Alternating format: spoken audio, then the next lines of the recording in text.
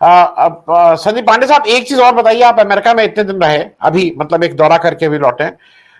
ऐसी भी खबर आ रही है कि कुछ लोग प्रोटेस्ट कर रहे हैं, और मैंने आपकी मेल में भी देखा, कुछ जगह देखा, आप भी उसको, ये प्रोटेस्ट किस बात के लिए हो रहा है? मतलब why you as an Indian, America के इंडियंस के साथ मिलके आप लोग किस बात का प्रोटेस्ट कर रहे हैं मोदी जी के इस विजिट पे? नमस्कार आनंद जी, सभी साथियों को नमस्कार और हमारे प्रिय मित्र माइक घाउस साहब को आदाब अर्ज़। ये एक इनकी खासियत और बता दूं आनंद जी, जो माइक घाउस साहब बैठे हुए हैं, जी। ये अंतर धार्मिक शादियां भी कराते हैं। और ओ, इन्होंने अमेरिका के अंदर मेरे ख्याल से 400-500 शादियां इस तरह की कराई है। तो अच्छा अच्छा। उसमें हाँ एक तकरीबन 100 हिंदू मुस्लिम शादियां हुई हैं। हाँ, ओ, उसमें 100 हिंदू मुस्लिम वाली भी है। तो ये सांप्रदायिक सद्भावना का बहुत बढ़िया काम कर रहे हैं वॉशिंगटन डीसी के एरिया में रह के। तो कभी ऐसे किसी विषय पे भी ये इनको बुलाया जा सकता है बोलने के लिए। तो खैर, आपकी बात बिल्कुल सही है आनंद जी। ये जो अमेरिका की जो रुचि है भारत में, ये दो वजह से है। क्योंकि मैं तो वॉशिंगटन डीसी के एरिया में रहा और वहाँ कई सारे सांसदों के जो स्टाफ मेंबर्स हैं उनके साथ बातचीत करने का मौका मिला। जब राहुल गांधी गए थे तो उनकी भी एक बैठक कैपिटल हिल में हुई थी। तो देखिए, अमेरिका की रुचि भारत में दो वजहों से है साफ साफ वर्तमान दौर में। एक तो ये है कि चीन उभरती शक्ति है। दुनिया में ऐसा एक खतरा उत्पन्न हो गया है कि चीन जो है वो अमेरिका के आगे निकल सकता है, दुनिया की सबसे बड़ी महाशक्ति बन सकता है आने वाले दिनों में। तो चीन को रोकने के लिए इस इलाके में जो अकेला देश है जो अमेरिका का साथ दे सकता है वो है भारत। और इसीलिए भारत को अमेरिका इतना महत्व दे रहा है, क्योंकि अमेरिका को लगता है कि भारत का इस्तेमाल करके चीन को कुछ रोका जा सकता है। अमेरिका के साथ हमारे सैनिक ताल्लुक तो शुरू ही हो गए हैं, और ये बहुत खतरे वाली बात है। मतलब अमेरिका अगर आपकी मदद कर रहा है तो ये कोई बहुत अच्छी बात नहीं है। अमेरिका ने जिन देशों की पहले मदद की है, जरा उनका हाल देख लीजिए। एक पाकिस्तान है, एक अफगानिस्तान है, हाँ, एक इराक है। तो ये सारे देशों को तबाह किया है अमेरिका ने। और किस हालात में अमेरिका ने अफगानिस्तान को छोड़ा है और उसको तालिबान के हाथ कर दिया है, ये हमको याद रखना चाहिए। तो ये कोई बहुत मतलब खुशी की बात नहीं है कि अमेरिका हमारे साथ सैनिक संबंध बढ़ाना चाहता है। तो आपकी बात बिल्कुल सही है कि अमेरिका से सैनिक संबंध का मतलब कि वो तो हमसे कोई हथियार खरीदेगा नहीं, जो खरीदना है हमें ही उससे खरीदना है। और अमेरिका के हर हथियार आप खरीदिएगा तो उसको चलाना भी आना चाहिए। मतलब अमेरिका आपको ट्रेनिंग भी देगा। तो यानी कि संयुक्त सैन्य अभ्यास होंगे जिसमें अमेरिका के विशेषज्ञ आएंगे हमारे सैनिकों को सिखाने के लिए। और जब आपके सैनिक सिर्फ अमेरिकी हथियार चलाना जानेंगे तो जाहिर है कि आप और हथियार खरीदेंगे। तो ये एक ऐसा दुष्चक्र है जिसमें हम फंस रहे हैं। और ऐसा नहीं है कि ये कोई बहुत खुश होने की बात नहीं है कि पाकिस्तान और चीन बहुत बेचैन है। कल अगर पाकिस्तान का भी प्रधानमंत्री जाएगा तो अमेरिका उसको वही हथियार बेचेगा जो हमको हमको बेच रहा है। तो बल्कि पाकिस्तान के साथ अमेरिका के संबंध ज्यादा नजदीकी रहे हैं, क्योंकि पाकिस्तान का इस्तेमाल अमेरिका ने किया अफगानिस्तान में रूस को रोकने के लिए। तो पाकिस्तान को बहुत सारे हथियार बेचे, और जब वही हथियार भारत को बेचने लगा तो पाकिस्तान ने आपत्ति की कि भाई जो जो F-16 आप हमको बेच रहे हैं वो आप इंडिया को क्यों बेच रहे हैं। तो ये एक बड़ा पेचीदा खेल है, और इस खेल का हिस्सा भारत नहीं बना। जब जवाहरलाल नेहरू ने स्पष्ट कहा कि हम नॉन अलाइंड मूवमेंट, गुटनिरपेक्ष आंदोलन का हिस्सा रहेंगे और दुनिया के ज्यादातर जो गरीब देश हैं उनको उन्होंने उसका हिस्सा बना के रखा। ये बात दूसरी है कि उन्होंने रूस की मदद ली, लेकिन कभी भी हम रूस के उस तरह से कोई साथी नहीं बने जिस तरह से मिलिट्री पार्टनरशिप में एक साथी बनते हैं। जैसे कि नाटो में या वॉर्सो पैक्ट में देश अमेरिका और रूस के साथी बने, उस तरह से हम कभी भी नहीं बने। और हमने जरूर मदद ली उनकी, क्योंकि हमको पाकिस्तान के साथ, चीन के साथ युद्ध लड़ना था। तो उसमें भारत ने कोशिश की कि वो असल में देखा जाए सही अर्थों में जो भारत आत्मनिर्भर बना रहा वो तो मोदी जी के आने के पहले बना रहा, और नई आर्थिक नीतियां लागू होने के पहले बना रहा। जब से नई आर्थिक नीति लागू हुई है, वैश्वीकरण, उदारीकरण, निजीकरण वाली, और खास करके भारतीय जनता पार्टी की जो सरकारें आई हैं, तो भारत अमेरिका के साथ साथ इजराइल के भी नजदीक गया है। जबकि एक जमाना था जब भारत के इजराइल के साथ कोई राजनयिक संबंध नहीं हुआ करते थे, क्योंकि हम मानते थे कि इजराइल जो है फिलिस्तीनियों के साथ ज्यादती कर रहा है। तो अब जो नए दौर में, अच्छा, काम मोदी जी भी वही कर रहे हैं। अब ये ग्लोबल साउथ की बात करते हैं, तो ग्लोबल साउथ क्या है? ग्लोबल साउथ तो वही देश है ना जो गुटनिरपेक्ष देशों के आंदोलन में शामिल थे। जो नॉन अलाइंड मूवमेंट में जो देश थे वही तो ग्लोबल साउथ है, जो सारे विकासशील देश हैं। तो आप कौन सा अलग सा काम कर रहे हैं? लेकिन ये बताते हैं कि नहीं, नेहरू की नीतियां गलत थी और अब हम सही नीतियों पे चल रहे हैं। तो ये ज्यादा खतरनाक दिन भारत के लिए आ गए हैं, जिसमें ये अमेरिका के नजदीक भारत को ले जा रहे हैं और लगभग भारत को अमेरिका का पिट्ठू बनाने की कोशिश की जा रही है। ये तो मुझे याद है जब कॉन्डोलीजा राइस आई थी भारत में सेक्रेटरी ऑफ स्टेट के रूप में, और जब भारत और अमेरिका के बीच में परमाणु समझौता हो रहा था, तो उन्होंने खुद कहा था कि जो कंपनियां वेस्टिंग हाउस, जनरल इलेक्ट्रिक, जो अमेरिका में अब परमाणु बिजली घर नहीं बना रही हैं क्योंकि अमेरिका ने परमाणु बिजली घर बनाने बंद कर दिए हैं, अगर भारत में उनको मौका मिलेगा तो 8,000 अमेरिकियों को नौकरी मिलेगी। ये तो कॉन्डोलीजा राइस ने भारत में आके कहा था। और जब ये समझौता हुआ है बोइंग वाला, उसके बाद तो जो बिडेन ने कहा है कि अमेरिका के 44 प्रदेशों में लाखों अमेरिकियों को रोजगार मिलेगा। तो रोजगार अमेरिकियों को मिलने वाला है, फायदा उनका होने वाला है, और हम उनके ऊपर निर्भर बनने वाले हैं, हम उनके पिट्ठू बनने वाले हैं। और अगर मोदी जैसे प्रधानमंत्री रहे तो अमेरिका अपना सैनिक अड्डा भी भारत में बना लेगा, चीन का मुकाबला करने के नाम पे। तो ये जो कुछ हो रहा है ये बहुत खतरनाक हो रहा है, और इसका किसी भी रूप में कोई भी स्वाभिमानी भारतीय इसको स्वीकार नहीं कर सकता। संदीप पांडे भाई साहब, दो चीजें, एक हमारे दर्शक पूछ रहे हैं अगर आपके पास कोई हो कि मोदी जी क्या ट्रंप साहब से मिलेंगे, क्योंकि हमारे दर्शक का है कि क्या उनके एजेंडा में ट्रंप साहब से मिलना है, क्योंकि भाई पुराने दोस्त है तो दोस्त से मिलना तो अच्छी बात है। और दूसरा, एक लोगों का एक और मन में संदीप भाई साहब है, आप एक पार्टी चलाते हैं और आप किसी भी जगह जाते हैं तो आपका पहला होता है कि प्रेस कॉन्फ्रेंस कर लें, प्रेस में कितने लोग आएंगे, नहीं आएंगे, कितनी जगह रिपोर्ट होगा, लेकिन आपका पहली कोशिश होती है प्रेस कॉन्फ्रेंस की। तो इस पे भी एक बहुत ज्यादा लोगों का वो है कि क्या जो ज्वाइंट प्रेस कॉन्फ्रेंस ट्रेडिशनली होती आई है, जिसको मोदी जी जनरली अभी तक अवॉइड करते रहे हैं कि वो किसी ना किसी बहाने से प्रेस कॉन्फ्रेंस नहीं करते हैं, क्या वो प्रेस कॉन्फ्रेंस आपको लगता है कि इस बार अमेरिका में ज्वाइंट प्रेस कॉन्फ्रेंस होगी जहां पे पत्रकार सीधे सवाल पूछेंगे? जी, पहले तो मैं आपको, आनंद जी, एक सवाल आपने माइक हाउस साहब से पूछा था, वो उस सवाल का जवाब रह गया। वो मैं बता दूं कि एक पत्र अमेरिका के सांसदों ने लिखा है, उसका जवाब अभी आपको नहीं मिला है ना? नहीं। हाँ, तो ये पत्र मैं देख रहा हूँ, ये अमेरिका के, आपको बता दें कि 12 जो उनकी राज्यसभा है, जिसको वो सेनेट कहते हैं, अमेरिका के 12 सेनेट मेंबर्स और 40 जो उनकी लोकसभा है, जिसको वो हाउस ऑफ रिप्रेजेंटेटिव कहते हैं। तो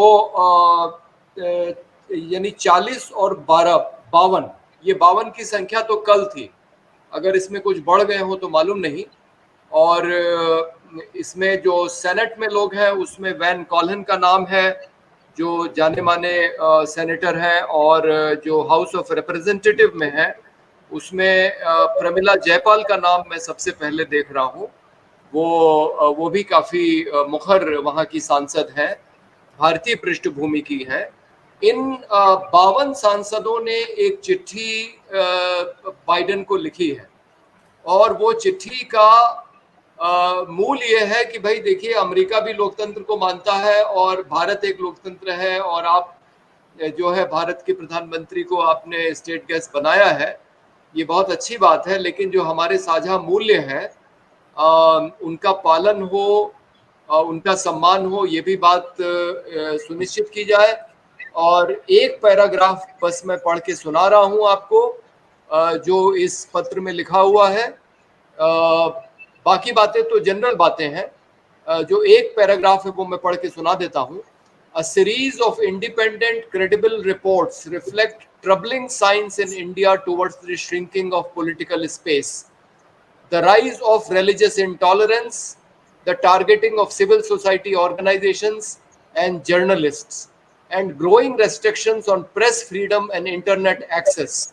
Specifically, the State Department's 2022 country report on human rights practices in India documents the tightening of political rights and expression.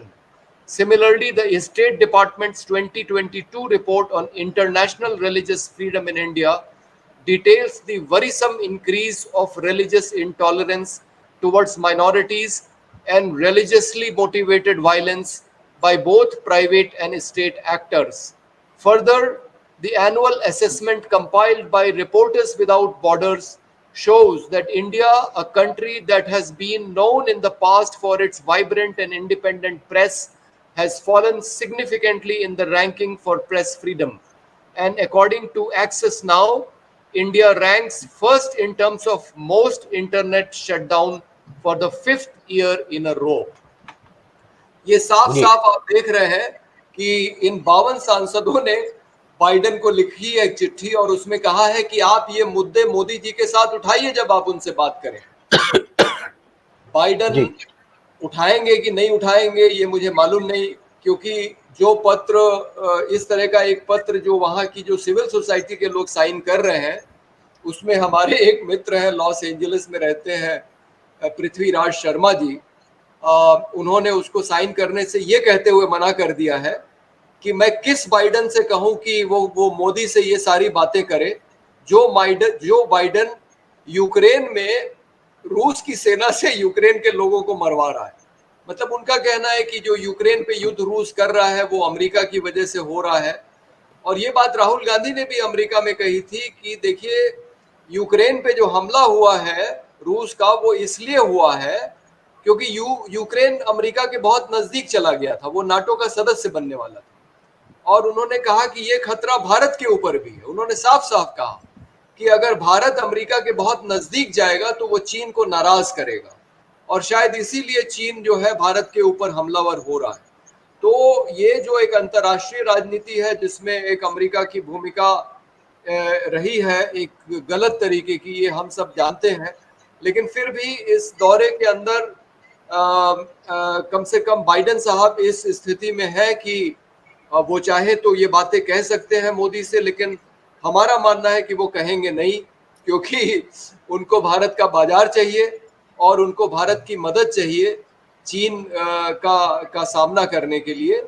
Sandeep भाई, मैं एक प्रश्न और पूछ ले रहा हूं, क्योंकि एक हमारे दर्शक का प्रश्न है। जय बचावत साहब वो कह रहे हैं कि sir, if this world is global, then why the Manipur episode will not be agenda to discuss in the USA? Can the world ignore this burning issue? What will be India's stand on this? वो कह रहे हैं कि अगर ये बात है तो मणिपुर आप डिस्कशन से बाहर कैसे रखेंगे? मैंने आपकी बात बिल्कुल सही है कि मणिपुर के मुद्दे पे बात होनी चाहिए और मणिपुर का मुद्दा भी उठना चाहिए। और मेरे ख्याल से अगर जो, हाँ अब मुझे याद आ गया, आपने पूछा था कि press conference, joint press conference वो एड्रेस करेंगे कि नहीं। तो मोदी जी का तो इतिहास रहा है कि वो कभी भी खुली प्रेस कॉन्फ्रेंस को संबोधित नहीं करते हैं। तो लेकिन अगर अमेरिका के दबाव में उनको करना पड़ेगा तो वो करेंगे। लेकिन हमने देखा है कि जो बहुत असुविधाजनक सवाल होते हैं मोदी जी उसको टाल जाते हैं, उसका जवाब देते नहीं हैं। तो प्रेस कॉन्फ्रेंस अगर होती भी है तो भी कोई उम्मीद नहीं है कि आप ये सोचें कि मोदी जी किसी सवाल का सही जवाब दे ही देंगे। और मणिपुर के ऊपर बिल्कुल सवाल उठना चाहिए। और हम उम्मीद करते हैं कि वहाँ पे बाइडेन या जब मोदी वहाँ पे बोलेंगे वहाँ की संसद में उस समय या प्रेस वार्ता में या किसी न किसी बैठक में उनसे ये सवाल जरूर पूछा जाएगा, क्योंकि मणिपुर की जो स्थिति बनी है वैसी तो हाल के वर्षों में अगर पिछली भी कुछ सरकारें ले ली जाएं तो इस तरह से तो किसी भी राज्य में इतनी लंबी हिंसा नहीं हुई है और स्थिति नियंत्रण के बाहर नहीं हुई है। मणिपुर जी के जो बीजेपी के नेता हैं वो ये कह रहे हैं कि मणिपुर सरकार का मणिपुर की कानून और व्यवस्था पे कोई नियंत्रण नहीं रह गया है, तो ये बहुत गंभीर बात है। जी संदीप भाई, इस पे एक आपसे भी एक टिप्पणी चाहूंगा, क्योंकि ये एक इम्पोर्टेंट क्वेश्चन है। नेहरू, जहां तक स्टेट्समैनशिप की बात है, अपना नॉन अलाइनमेंट की बात है, और उस समय जब भारत आजाद हुआ उस समय अमेरिका को नो कहना इतना आसान चीज नहीं थी, तो वो नो कहने की हिम्मत नेहरू ने दिखाई थी और नशा से भी नो कहा था। मैं थोड़ा एक very quick reference from you, एक तुरंत टिप्पणी। नहीं बिल्कुल। और मैं आपको एक बता दूं, एक बड़ा मुद्दा था जिसपे नेहरू ने अमेरिका को ना कहा था, और उसी संबंध में मैं अभी हाल में अमेरिका में गया था, जो बैठक प्रिंसटन विश्वविद्यालय में हुई थी परमाणु निशस्त्रीकरण को लेके। तो आपको मालूम है कि दुनिया के 5 देशों के पास परमाणु हथियार हैं, अमेरिका, रूस, इंग्लैंड, चीन और फ्रांस। तो इसमें सबसे आखिर में जिसने अपना परमाणु परीक्षण किया था वो था चीन। चीन ने 1964 में अपना परमाणु परीक्षण किया था। और अमेरिका ये नहीं चाहता था कि जो विकासशील देश है उसमें सबसे पहला जो देश परमाणु परीक्षण करे, चीन पहला विकासशील देश था जो परमाणु परीक्षण करने जा रहा था, वो कम्युनिस्ट देश हो। तो अमेरिका ने भारत के सामने ये प्रस्ताव रखा था कि आप हमसे एक बना बनाया बम ले लीजिए और आप चीन से पहले अपना परमाणु परीक्षण कर लीजिए। लेकिन नेहरू ने कहा कि नहीं धन्यवाद, आप अपना बम अपने पास ही रखिए और हमको इस खेल में नहीं पड़ना है। और ये राजीव गांधी के समय तक ये कोशिश हुई कि अमेरिका समेत दुनिया के जितने देश जिन्होंने परमाणु हथियार बनाए हैं वो अपने अपने परमाणु हथियार खत्म करें। राजीव गांधी पहले किसी देश के प्रमुख थे जिन्होंने संयुक्त राष्ट्र की सामान्य सभा में भाषण देके ये बात कही कि इन हथियारों को खत्म किया जाए। तो भारत की एक जो नीति थी कि वो गुटनिरपेक्ष रहेगा, गुटनिरपेक्ष आंदोलन के देशों का वो नेता था। भारत, मिस्र और युगोस्लाविया उस आंदोलन का नेतृत्व कर रहे थे। तो उस रूप में नेहरू की एक स्वतंत्र हैसियत थी। मतलब जो उन्होंने भारत के लिए किया, जो माइक घाउस साहब बता रहे हैं, भारत में जो लोकतांत्रिक संस्थानों को स्थापित किया, वो तो पूरा एक अलग योगदान है जिसका फायदा आज आरएसएस और बीजेपी उठा रही है। लेकिन दुनिया भर में जो भारत की हैसियत जो उस समय थी और नेहरू की जो हैसियत थी, और इसीलिए उनको अमेरिका में इतना सम्मान मिला, क्योंकि वो उस तरह के नहीं थे जो अमेरिका के पिछलग्गू बन के रहना चाहते थे, जिस तरह से हमारे आज के जो प्रधानमंत्री हैं वो बनना चाहते हैं। इनसे ये भी पूछा जाना चाहिए कि अगर ट्रंप इनके इतने प्रिय मित्र थे तो ट्रंप ने इनको स्टेट गेस्ट क्यों नहीं बनाया? आखिर ट्रंप के समय में भी तो ये अमेरिका गए थे, लेकिन ट्रंप ने तो इनको नहीं बनाया स्टेट गेस्ट। आज तो कुछ दूसरी जियोपॉलिटिकल वजहें हैं जिसकी वजह से इनको स्टेट गेस्ट बनाया गया है। लेकिन हमको ये याद रखना चाहिए कि ये वो प्रधानमंत्री है जिसको 9 साल तक अमेरिका जाने का वीजा नहीं मिला, और ये अमेरिका पहले भी गया है प्रधानमंत्री के रूप में, लेकिन स्टेट गेस्ट पहली बार बनाया जा रहा है। और ये भी याद रखना चाहिए कि जब ये प्रधानमंत्री नहीं रहेंगे तो इनको अमेरिका जाने पे पाबंदी इनकी लग जाएगी। ये तभी तक अमेरिका जा रहे हैं जब तक ये प्रधानमंत्री हैं। ये भले ही भारत के न्यायालयों से ये बरी हो गए होंगे, लेकिन जो बीबीसी ने जो फिल्म बनाई है, पूरी दुनिया ये मानती है कि 2002 में गुजरात में जो हिंसा हुई है उसके लिए नरेंद्र मोदी जिम्मेदार है।